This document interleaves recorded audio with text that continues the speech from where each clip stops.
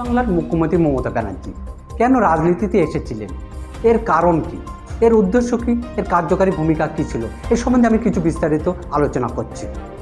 বামফ্রন্টের 34 বছরের সংগ্রাম দলকে মমতা ব্যানার্জি নিচে ফেলে দিয়ে কয়েক বছর সংগ্রাম করে একটা দল তৈরি করলেন। এই দলটা একেবারে সহজে আসেনি, বহু পরিশ্রম করার ফলে এসেছে এই দলটা। তৈরি করেছেন মমতা ব্যানার্জি। মমতা ব্যানার্জি লড়ছেন 1998, 2003, 2008, 2013, 2021 লড়ছে এবং আরও লড়বে। আমাদের মধ্যে প্লাস বা মাইনাস চিহ্ন আছে, আমাদের মধ্যে হ্যাঁ সূচক বা না সূচক চিহ্ন আছে, আমাদের মধ্যে কিন্তু একটা জিজ্ঞাসা চিহ্ন আছে। মমতা ব্যানার্জি স্বপ্ন দেখত এবং স্বপ্নকে বাস্তবায়িত করে দেখিয়ে দিতেন সবাইকে।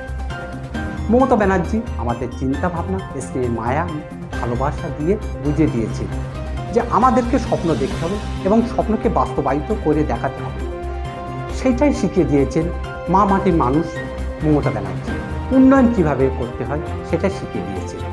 করোনা ভাইরাস বা COVID-19 information centre, follow up, update and notification.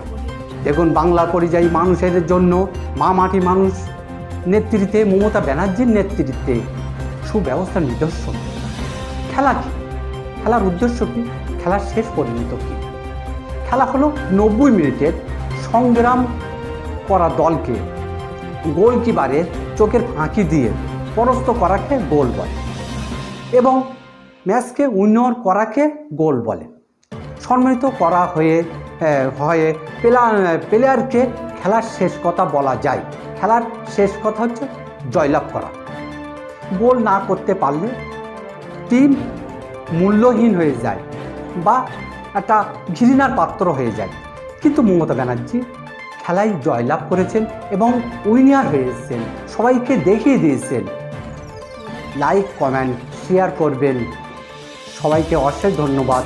আমি এসকে নূর মোহাম্মদ, যারা আগে করেছেন তাদেরকে অশেষ ধন্যবাদ।